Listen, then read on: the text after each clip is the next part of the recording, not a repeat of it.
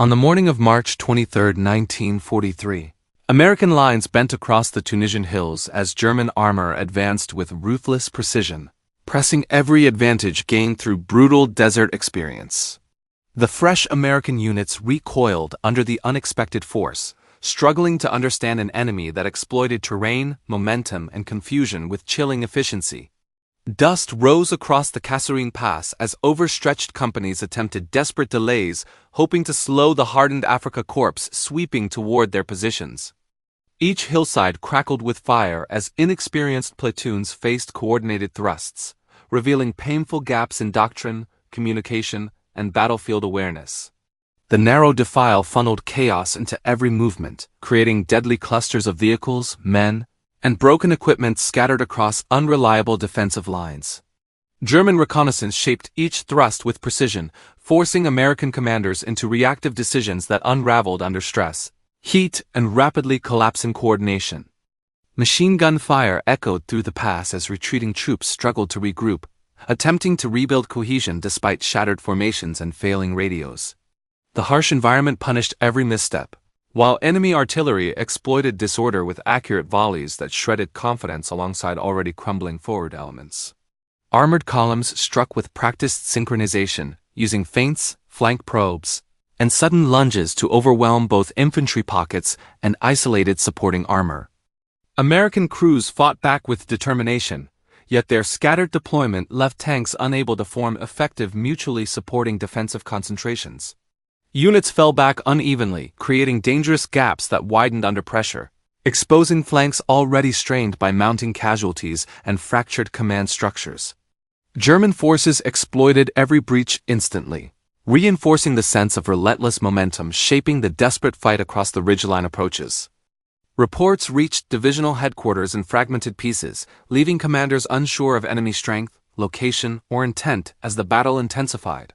Each misinterpreted message compounded confusion, demonstrating how untested formations struggled to manage fluid combat while under sustained mechanized assault.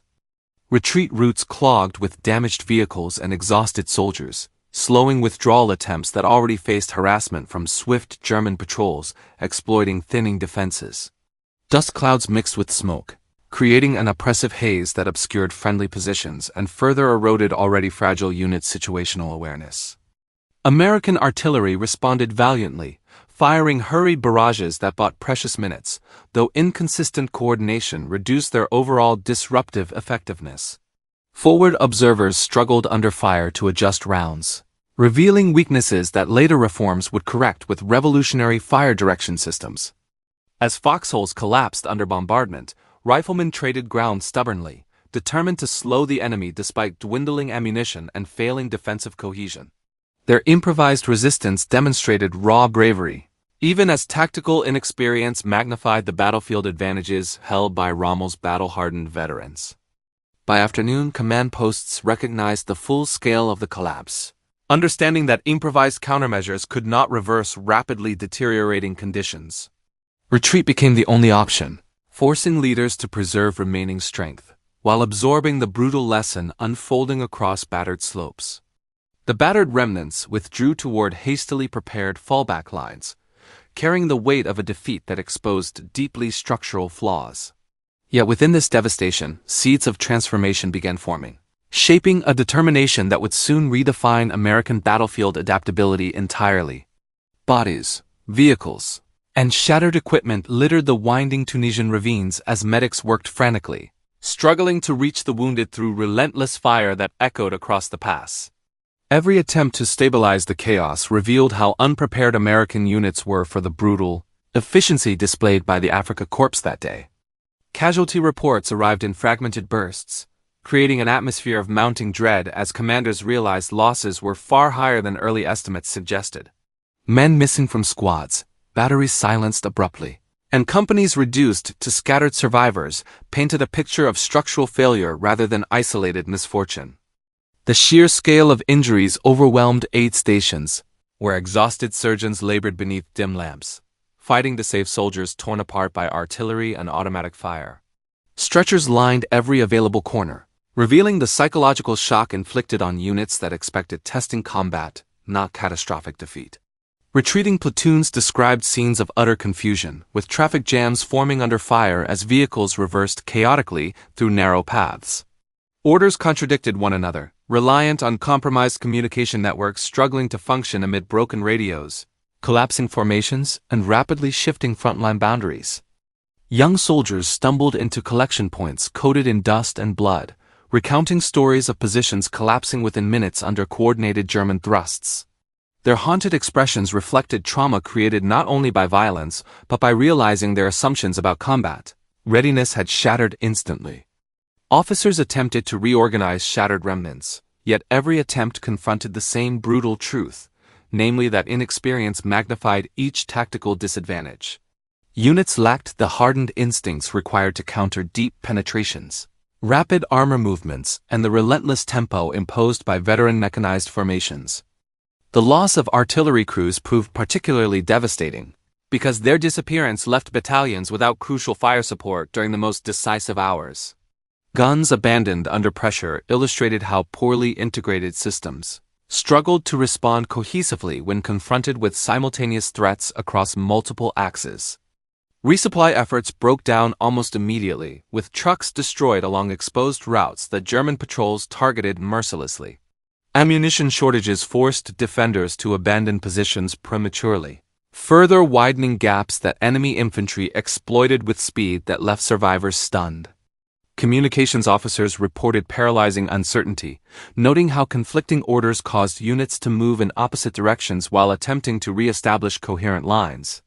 This internal confusion compounded material losses, creating a spiral that commanders later cited as the most damaging element of the entire engagement. Casualty lists grew throughout the day, reaching numbers that shocked headquarters staff who underestimated the velocity of the collapse. Each addition represented another reminder that American forces were confronting professional opponents capable of dismantling untested armies with alarming precision. Those who escaped described the aftermath with heavy voices, explaining how comrades disappeared in sandstorms of debris and smoke while trying to hold terrain they barely understood. Their testimonies highlighted the profound need for doctrinal reform, improved leadership, and an entirely new approach to mechanized warfare. By nightfall, the figure of 6,500 casualties became a symbol of painful awakening, marking a transformative moment that demanded ruthless honesty.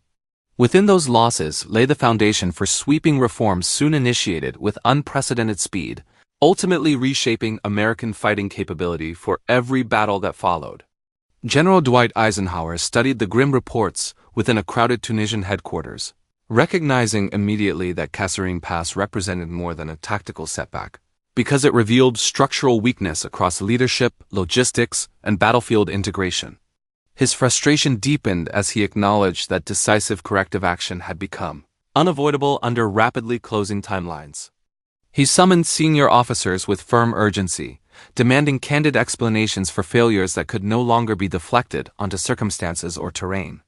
Conversations once softened by optimism became direct confrontations, where Eisenhower insisted every commander accept responsibility for decisions that contributed to collapse rather than cohesion. During the critical engagement, field commanders attempted to justify their actions, yet Eisenhower interrupted repeatedly, emphasizing that excuses offered no path toward victory. He believed accountability required clarity, and clarity demanded acceptance that American forces had underestimated their opponent's speed, discipline, and battlefield experience across the unforgiving Tunisian landscape. Reports indicated units deployed without proper reconnaissance, prompting Eisenhower to criticize the absence of timely intelligence and the misuse of armored elements. The lack of coordination between infantry, artillery, and tank destroyer units infuriated him, because these failures amplified German advantages during their rapid offensive maneuvers. He immediately initiated a sweeping review of command structures, identifying officers who lacked decisiveness or the capacity to manage complex battlefield environments. Relief decisions came swiftly, executed without hesitation, because Eisenhower believed rapid restructuring was essential to restore confidence among shaken units facing impending operations. George Patton's appointment reflected Eisenhower's determination to replace uncertainty with aggressive leadership, trusting Patton's discipline-focused command style to reforge demoralized formations. Patton's arrival signaled a turning point, demonstrating that uncompromising standards would guide every operational decision while preparing forces for renewed engagement. Eisenhower also confronted logistical failures, recognizing that supply mismanagement magnified combat losses by limiting ammunition availability during crucial defensive periods. He ordered comprehensive reforms across transportation networks, demanding efficient routing, improved convoy protection, and quicker distribution supported by newly coordinated supply officers. Artillery integration received intense scrutiny, because fragmented fire missions prevented American guns from delivering concentrated barrages capable of halting German attacks. Eisenhower approved immediate expansion of centralized fire direction centers, ensuring future battles benefited from synchronized barrages across multiple batteries instead of isolated, ineffective responses. Communication breakdowns emerged as another priority, prompting accelerated deployment of improved radio equipment and standardized signal protocols. Eisenhower insisted that battlefield cohesion depended on reliable channels, because lost contact during Kasserine contributed directly to confusion that paralyzed entire battalions under pressure. Training regiments were overhauled with urgency, emphasizing combined arms coordination, rapid maneuvering, and disciplined defensive posture. Eisenhower urged commanders to replicate German tactics during exercises, believing that understanding enemy doctrinal strengths was essential to countering future offensives effectively. He demanded a cultural shift within the army, instructing officers to embrace honest evaluation rather than protect reputation. Eisenhower believed institutional humility was vital for adaptation, because denial of shortcomings would guarantee repeated disaster against opponents trained to exploit predictable weaknesses swiftly. By the end of his review, Eisenhower transformed despair into determination, establishing reforms that set American forces on a new trajectory. His decisive leadership ensured Kasserine's failures became catalysts for accelerated modernization, paving the way for battlefield success that would soon redefine the Army's reputation across North Africa. George Patton stepped onto Tunisian soil with unmistakable authority, bringing immediate structure to American forces that had been shaken by the collapse at Kasserine Pass, and his presence signaled a dramatic shift toward uncompromising discipline. Soldiers sensed instantly that the era of lenient standards had ended decisively under his command. Patton began by inspecting units personally, observing disorganized camps, unshined boots, and slack formations that reflected deeper systemic issues, prompting him to enforce strict regulations designed to rebuild pride. He believed outward discipline shaped inner confidence, and inner confidence shaped battlefield effectiveness under intense combat pressure. He demanded immaculate appearance from every soldier, insisting that uniforms, weapons, and gear reflect a renewed sense of purpose. Some resisted initially, yet Patton understood morale followed order, and order followed expectation, creating a foundation that prepared troops mentally for demanding operations. Training accelerated immediately across desert ranges, where Patton drilled units in rapid maneuvering, aggressive movement, and coordinated assaults. He recognized that American forces needed structured repetition to internalize combined arms tactics capable of countering German experience which had overwhelmed them previously at Kasserine. Artillery units trained alongside infantry and armor, rehearsing synchronized fire missions that restored trust between branches once separated by communication failures. Patton emphasized speed and accuracy, believing artillery superiority could offset German tactical finesse when executed with confidence and precision. Tank crews received intensive instruction focused on gunnery, spacing, and coordinated thrusts, because Patton demanded armored units fight cohesively rather than scatter into isolated platoons. He learned from Kasserine that cohesion determined survival, and survival depended on shared tactical understanding forged through relentless practice. Patton introduced strict march discipline, enforcing timed movements across desert roads to build endurance and coordination. He believed the army must think, move, and react as one organism, not as fragmented elements vulnerable to sudden assaults from seasoned adversaries. Morale shifted as soldiers recognized Patton's severity stemmed from genuine commitment to their success, and confidence rose as training improved performance measurably. Units once uncertain now moved with sharper purpose, reflecting progress that reassured worried commanders desperate for transformation. Patton also empowered junior officers, believing rapid decision-making on chaotic battlefields depended on decentralized leadership. He pushed lieutenants and captains to act independently within his broader strategic intent, fostering initiative essential for confronting unpredictable German maneuvers. He restructured logistics with efficiency-driven standards, demanding constant readiness of vehicles, ammunition, and fuel. Patton argued that tactics failed without logistics, and logistics failed without discipline, forming a chain of responsibility connecting workshops to front lines. Patton's strict enforcement of order extended to behavior off the battlefield, where he expected soldiers to reflect professionalism that honored their role in a rapidly evolving army. He believed character shaped performance and performance shaped victory, linking conduct directly to operational success. By the time his reforms took hold, Patton had reshaped the culture of the American force in Tunisia, creating disciplined, confident, and combat-ready units capable of confronting the Afrika Korps. His blueprint established standards that transformed weakness into resilience, preparing the army for decisive action at El Guettar. American artillery officers studied the failures at Kasserine closely, recognizing that scattered batteries and slow communication created deadly gaps, and they began rewriting battlefield doctrine with unprecedented urgency. They understood German units advanced confidently because American guns lacked unified direction, leaving infantry exposed during moments when support mattered most. To correct these vulnerabilities, engineers and officers introduced centralized fire direction centers, creating a single brain that coordinated multiple batteries simultaneously. This innovation allowed several gun crews to strike one target with devastating precision, transforming artillery from scattered voices into a unified chorus capable of reshaping battlefield geometry completely.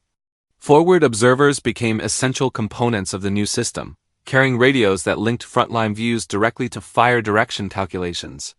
Their rapid reports allowed gunners to adjust elevation, deflection, and timing with near-instant accuracy, giving American units responsive firepower previously unimaginable against mobile German formations. Mathematical tables, firing graphs, and standardized procedures replaced improvisation, ensuring every gunner understood identical steps regardless of unit. This consistency eliminated confusion created by varied methods, allowing artillery battalions to integrate smoothly and deliver coordinated barrages even under intense pressure from rapidly advancing enemy armor. The new system emphasized speed as much as accuracy because delays at Kasserine proved fatal for exposed infantry.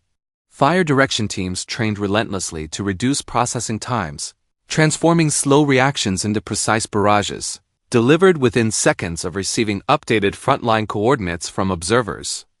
Radio networks were expanded dramatically, solving earlier communication breakdowns that left batteries firing independently with limited battlefield context. Reliable connections enabled cross-battalion synchronization, ensuring that every gun crew responded to the same targets at the same moment, overwhelming German units accustomed to fragmented resistance. Officers upgraded mapping procedures after discovering many crews lacked accurate terrain references during Kasserine. Fire direction centers now maintained detailed grid maps, allowing them to predict enemy movement and plot firing solutions that anticipated maneuvers, giving American guns a predictive rather than reactive capability. Artillery trucks, ammunition carriers, and maintenance crews received new organizational schedules, ensuring guns remained continuously supplied during prolonged engagements. Logistics officers introduced rotational firing and replenishment patterns, preventing exhaustion and keeping batteries operational, long after German units expected them to fall silent. The Army expanded training programs to teach every artilleryman the new doctrine quickly, because institutional transformation required universal understanding. Soldiers drilled mathematical calculations, radio procedures, and synchronized firing commands until each step became instinctive, matching German efficiency through disciplined repetition rather than battlefield improvisation. Artillery units practiced massed fire missions that simulated German armored breakthroughs, learning how rapid concentration of shells could break momentum and blunt attacks before they reached vulnerable infantry. These rehearsals created confidence that American guns could now shape battlefield tempo decisively. Commanders recognized that the new fire direction system empowered combined arms strategy, because synchronized artillery finally complemented infantry movement, tank advances, and defensive lines. With reliable barrages available instantly, American units maneuvered boldly, knowing fire support would not falter when pressure mounted. By El Guettar, the revolution proved itself undeniably, delivering devastating concentrations that shattered the 10th Panzer Division's attack. The U.S. Army's artillery doctrine had transformed chaos into controlled destruction, marking a turning point where American adaptability became a decisive advantage against Germany's battle-hardened formations. American commanders recognized that scattered tank destroyer platoons repeatedly failed against coordinated Axis armor, prompting an urgent structural reconsideration within the reorganizing Tunisian front. Individual crews displayed courage despite chaotic deployments, forcing analysts to conclude that bravery alone could not compensate for flawed operational doctrine. Investigators observed how platoons arrived piecemeal during critical engagements, creating fragmented firepower incapable of sustaining pressure against concentrated German thrusts. Reports emphasized that such dispersal left commanders blind to battlefield patterns, depriving them of timely massed responses that effective armored warfare demanded. Staff officers urged rapid consolidation into full battalions, arguing that concentrated strength would allow commanders to direct synchronized anti-armor engagements. Their proposal highlighted improved command clarity, ensuring every gun team operated within a coherent plan rather than improvising under worsening battlefield confusion. Training manuals were rewritten to enforce new movement drills, guaranteeing tank destroyer battalions advance together instead of scattering along vulnerable road networks. Instructors stressed repeated formation practice, believing predictable cohesion granted the flexibility essential for reacting faster than opposing armored formations. Radio networks were upgraded to guarantee uninterrupted battalion-level communication, eliminating disastrous delays that previously fractured defensive lines. Technicians installed additional relay stations across rugged Tunisian terrain, ensuring every commander could coordinate fires without terrain-induced interference. Logisticians prioritized standardized ammunition delivery routes, preventing earlier shortages that crippled scattered platoons during extended German assaults. Supply officers synchronized truck convoys precisely, ensuring each battalion possessed sustained firepower for prolonged engagements requiring continuous readiness. Tactics shifted toward ambush-based maneuvers, allowing battalions to dictate engagement ranges instead of blindly reacting to German armor. Field commanders taught crews to exploit terrain folds deliberately, ensuring approaching tanks encountered combined volleys rather than isolated ineffective guns. Intelligence teams provided detailed reconnaissance packets, illustrating expected Axis approaches and likely armored staging zones across the evolving front. Analysts compiled aerial photographs with ground reports, giving battalions critical situational awareness required for consistent battlefield advantage. Maintenance companies were embedded directly within battalions, guaranteeing rapid vehicle recovery following intense clashes against superior German armor. Mechanics developed efficient repair routines, allowing burned-out crews to rejoin formations quickly rather than remaining inactive for prolonged intervals. Morale improved markedly, as crews recognized the strength offered by cohesive battalion formations, reinforcing trust in their reorganized doctrine. Veterans reported renewed confidence during briefings, citing shared purpose that replaced earlier discouragement created by fragmented tactics. Field tests across Tunisia demonstrated clear improvements, proving unified battalions could disrupt German thrusts successfully through concentrated, well-timed firepower.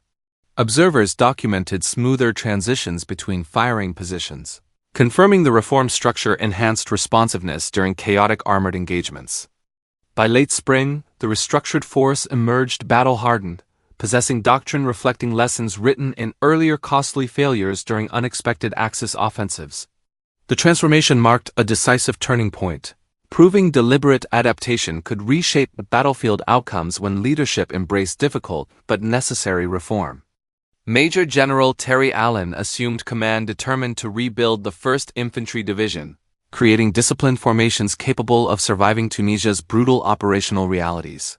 His reforms emphasized relentless training cycles, ensuring every rifleman understood new battlefield expectations shaped by previous devastating encounters.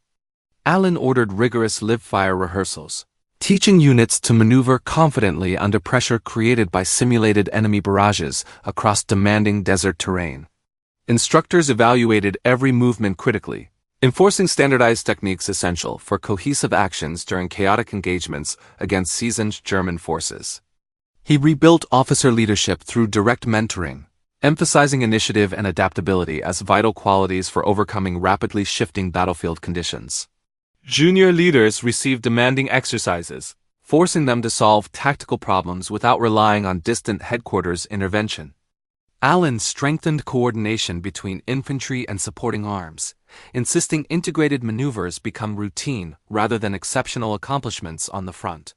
Artillery observers practiced constant communication drills, guaranteeing their fires aligned perfectly with advancing rifle companies during contested assaults. Patrol procedures were redesigned to emphasize stealthy reconnaissance, ensuring commanders received accurate information before committing troops in dangerous engagements. Recon teams trained extensively, mastering terrain reading that enabled faster responses to hidden threats. Allen introduced aggressive marksmanship programs, ensuring riflemen engaged targets beyond previously expected combat ranges encountered within North African operations. Range officers supervised precise drills, cultivating confidence essential for decisive action when German infantry employed sudden counterattacks. Logistical practices were reformed to guarantee uninterrupted resupply during prolonged engagements, addressing earlier shortages that endangered frontline positions. Quartermasters organized predictable distribution systems, ensuring ammunition, food, and medical support reached combat companies reliably. Morale improved significantly as training produced noticeable battlefield competence, giving soldiers renewed faith in their leaders' evolving doctrine. Veterans described increased confidence, believing these reforms granted them realistic chances against formidable Axis adversaries. Allen emphasized physical conditioning, preparing troops for long marches across punishing terrain where mechanized support often faltered unexpectedly. Medical officers monitored progress carefully, ensuring endurance levels matched tactical expectations during extended offensive operations. He fostered a culture valuing battlefield intelligence, encouraging soldiers to report observations immediately rather than assuming higher headquarters already possessed relevant information. This practice strengthened situational awareness, preventing dangerous surprises during contested advances. Combined arms rehearsals became standard under his authority, teaching infantry to integrate armor, artillery, and engineers seamlessly while maintaining momentum. These practices improved battlefield rhythm, allowing the division to strike effectively before German forces could reorganize. By the time new operations commenced, Allen's reforms had reshaped the 1st Infantry Division into a cohesive formation fully prepared for Tunisia's challenges. Observers credited his determination with forging a resilient, disciplined force capable of confronting veteran German units successfully. The morning of March 23, 1943, dawned hot and dusty over El Guettar, with American forces positioned to test newly implemented combined arms strategies. Commanders coordinated infantry, armor, and artillery meticulously, aiming to exploit German weaknesses discovered during prior engagements across Tunisia's unforgiving desert landscape. First Lieutenant reconnaissance units advanced cautiously, identifying key positions of the 10th Panzer Division, reporting their observations directly to divisional headquarters. These early reports allowed precise artillery targeting, minimizing exposure of infantry while maximizing the impact of concentrated firepower on enemy formations. Terry Allen's 1st Infantry Division advanced in tight, disciplined formations, applying lessons from rigorous training cycles designed to promote initiative and cohesion under enemy fire. Soldiers maneuvered seamlessly with armor units, their coordinated movement reflecting intense preparation for unpredictable battlefield conditions. Artillery batteries opened fire in carefully timed sequences, striking German positions with accuracy that disrupted enemy defensive networks effectively. Forward observers adjusted targeting continuously, ensuring that shells fell exactly where advancing infantry required support to maintain momentum. Tank destroyer battalions, previously scattered, now operated as unified forces, establishing overlapping fields of fire capable of halting enemy armored counterattacks efficiently. Coordination with infantry allowed them to engage effectively without exposing vulnerable flanks to German panzer assaults. German units responded with sudden counterattacks, testing the resilience and adaptability of American formations. Rapid adjustments in artillery fire and infantry maneuvers demonstrated the immediate payoff of disciplined training and integrated battlefield tactics developed after Kasserine Pass. Communication between company commanders and battalion headquarters proved decisive, enabling quick decisions to exploit breaches in German lines. Messages flowed efficiently through radio networks, a significant improvement over previous disorganized operations that had contributed to heavy American losses. Infantry exploited gaps created by precise artillery and armor cooperation, advancing steadily while minimizing casualties in the face of experienced German defenders. Every platoon executed its tasks with confidence, demonstrating how rigorous training translated directly into operational effectiveness. The coordination extended beyond combat units, integrating engineering teams to clear obstacles while maintaining supply lines and mobility. Roads and terrain modifications were managed proactively, ensuring tanks and artillery could maintain supporting positions without unnecessary delays or exposure. German 10th Panzer commanders expressed visible frustration at American tactical fluidity, encountering unexpected resistance that neutralized their historical advantages in maneuver warfare. Their repeated attempts to outflank American units failed, revealing the effectiveness of newly implemented defensive and offensive doctrines simultaneously. By midday, El Guettar had become a testing ground proving the value of combined arms, showing how previously inexperienced troops could achieve remarkable cohesion under pressure. Soldiers operated with confidence and clarity, demonstrating a transformation that had taken only weeks of focused reform to achieve. As the sun set, initial objectives were largely secured, marking a decisive demonstration of American tactical evolution. Observers recognized that lessons from Kasserine had been rapidly institutionalized, producing a combat-effective force capable of challenging even veteran German Panzer Divisions in Tunisia's harsh environment. American forces pressed their advantage, using precise combined arms coordination to disrupt the German 10th Panzer Division's momentum and limit its operational flexibility. Every attack was synchronized between infantry, armor, and artillery, leaving enemy commanders scrambling to react to a systemically integrated defense and counterattack strategy. Tanks advanced alongside infantry with mutual support, clearing paths while protecting soldiers from German machine gun and mortar fire. Artillery fire adjusted dynamically based on immediate battlefield conditions, striking advancing German units before they could regroup or threaten American positions with coordinated assaults. The 10th Panzer attempted several armored breakthroughs, but well-prepared tank destroyer battalions engaged aggressively, halting enemy advances and demonstrating the success of newly unified organizational structures. Every platoon executed maneuvers designed to counter mechanized attacks efficiently, reflecting lessons learned from prior failures at Kasserine Pass. Infantry units exploited gaps in German lines, applying pressure on flanks while artillery suppressed defensive positions. Soldiers moved with deliberate precision, ensuring no opportunity for the enemy to recover, while forward observers continuously relayed targeting adjustments for maximum operational impact on the advancing panzers. German forces became increasingly disoriented as successive American volleys forced constant repositioning. Each counterattack failed, undermining morale and revealing that the U.S. military's rapid reforms had transformed doctrinal weaknesses into tactical supremacy. Adaptation itself had become a weapon sharper than any individual soldier's skill or armored vehicle's firepower. By mid-afternoon, the Americans achieved dominance over key terrain features, isolating German battalions and forcing them into defensive pockets. Coordinated combined arms operations minimized American casualties while systematically dismantling German formations, providing tangible evidence that adaptation could yield decisive battlefield outcomes against a veteran adversary. Commanders in both armies observed the unfolding battle with starkly contrasting emotions. American officers noted the smooth execution of integrated tactics, while German leaders struggled to comprehend how previously inexperienced forces now countered their most seasoned units effectively and consistently. The 1st Infantry Division, under Terry Allen, maintained relentless pressure, advancing methodically with tanks and artillery support. Soldiers applied lessons learned in training, demonstrating that institutional learning had converted initial Kasserine humiliation into battlefield competence capable of sustained operational success.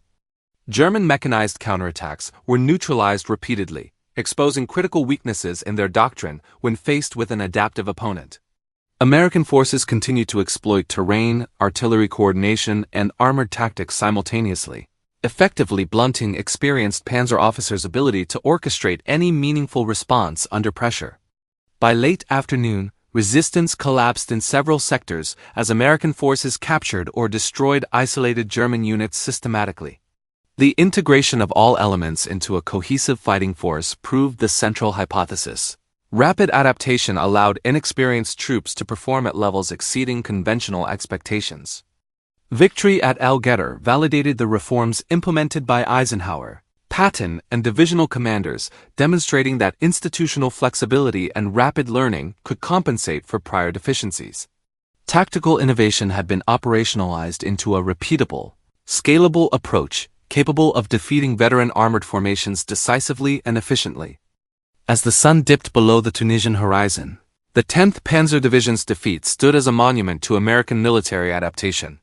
Lessons of Kasserine had been internalized, transforming humiliation into victory, and proving that speed, coordination, and doctrinal evolution could outweigh experience and tradition on the modern battlefield. The lessons forged in Tunisia became foundational for subsequent operations, as American forces carried newfound tactical confidence across the Mediterranean toward Europe. Commanders emphasized adaptability, decentralized decision-making, and combined arms integration as core principles to maintain battlefield initiative against increasingly complex German defenses in France. Institutional learning accelerated at all levels, ensuring junior officers could make autonomous decisions reflecting the realities of combat. Soldiers trained rigorously in cross-unit coordination, simulating armored, infantry, and artillery operations to replicate the responsiveness proven effective against the 10th Panzer Division. Eisenhower and Patton's reforms extended beyond Tunisia, influencing doctrine for amphibious operations, airborne assaults, and multinational coordination. Lessons regarding supply flexibility, rapid intelligence processing, and immediate battlefield adaptation were incorporated into operational planning for the Normandy invasion, maximizing the effectiveness of Allied forces in May 1944. The 1st Infantry Division exemplified the value of experiential learning, maintaining rigorous training standards while mentoring new divisions. Officers emphasized initiative and situational awareness, ensuring that troops were prepared to adjust tactics in real time without waiting for top-down orders. Artillery coordination innovations were refined, enabling fire support to shift rapidly across sectors while reducing response times. Forward observers, communication protocols, and fire direction centers became standardized, ensuring synchronized barrages could support infantry and armored advances with remarkable precision. Tank destroyer doctrine evolved further, integrating mobile anti-armor teams with mechanized infantry and artillery support. Platoons operated cohesively, prioritizing mutual protection and coordinated targeting to neutralize German armor threats, demonstrating that early failures had catalyzed a permanent transformation in armored warfare principles. Operational flexibility became institutionalized, creating a culture where lessons learned were codified immediately. Field reports, after-action reviews, and real-time feedback loops reinforced rapid problem-solving, ensuring that the Army could adjust tactics faster than any adversary, transforming mistakes into actionable, replicable strategies. Training emphasis on combined arms cooperation prepared units for diverse terrain and enemy strategies, from hedgerow country in Normandy to urban operations in Italy. Soldiers internalized the importance of supporting adjacent units, coordinating firepower, and maintaining initiative under ambiguous and dynamic conditions. By June 1944, these adaptations manifested during D-Day, as U.S. forces overcame entrenched German defenses with integrated artillery, armor, and infantry assaults. Flexibility allowed units to exploit gaps, adjust to unexpected resistance, and maintain operational tempo, reflecting the cumulative knowledge gained from Tunisia and North African campaigns. Eisenhower's focus on decentralized command ensured that field leaders could exploit emergent opportunities without waiting for formal directives. This empowered officers at battalion and regimental levels, reinforcing a culture of initiative that contrasted sharply with the rigid hierarchies that previously hindered American forces. The institutional memory created in Tunisia influenced every subsequent campaign, shaping doctrine, training, and strategic planning. Adaptation became a defining characteristic of American forces, allowing them to sustain operational momentum, absorb battlefield shocks, and maintain superiority over a seasoned and flexible German military. Ultimately, the transformation from Kasserine to Normandy demonstrated that rapid learning and operational flexibility could redefine military effectiveness. American forces turned early defeats into a permanent advantage, leaving a legacy of innovation, adaptability, and battlefield competence that would guide operations throughout the remainder of World War II.